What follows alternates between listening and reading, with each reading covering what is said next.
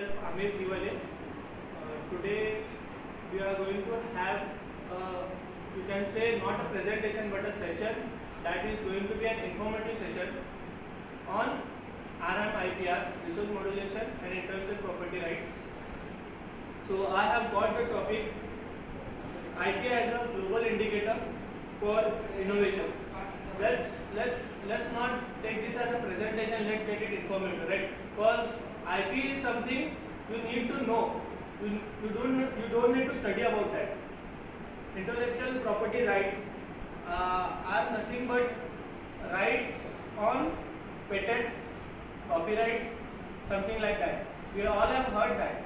But what I am going to discuss that how IP has become a global indicator for innovations. First of all, let's break down this. We have global indicator in our topic and innovation. Innovation is nothing but anything or any person that has taken initiative and created something, that a new idea which is benefit to society in field of science, in field of technology, in field of mathematics, in field of ecosystem. So that is nothing but innovation. Here, that innovation, how you can get rights on that. So to get the rights, there are some indicators that are global indicators, as every country has their own laws on this. So global indicators, there are certain you can say organizations that provide laws on this. Each and every organization have their own perspective of keeping an ecosystem where we will learn about it. So first, Global Innovation Index, it means that ranks world economics according to their innovation capabilities.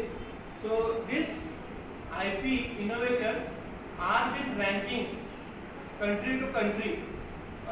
There are some certain like Spanish organizations where whole world countries are being ranked on their innovations towards society, towards whole world, how it can be effective. So in that we have SIT ecosystem. SIT ecosystem is nothing but science, technology and innovation network of actors, technologies and business models that interact to drive a country's economic and social development.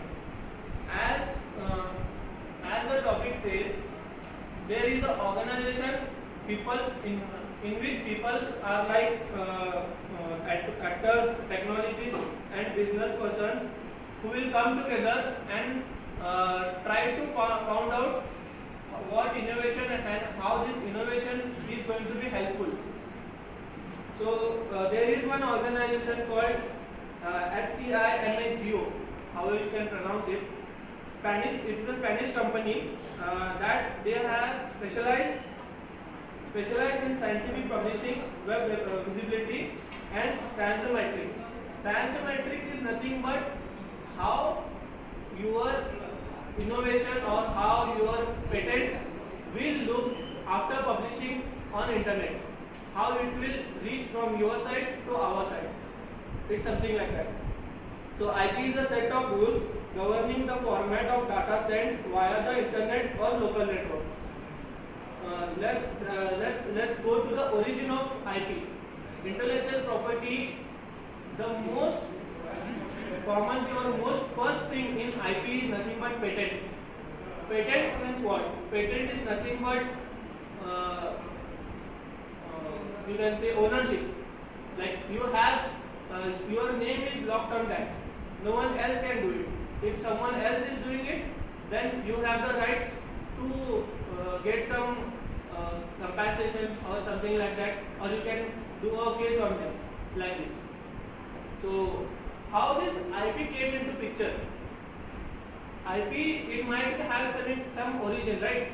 There is nothing like some people are said and they have created, we have made an innovation, this is ours and we will get it.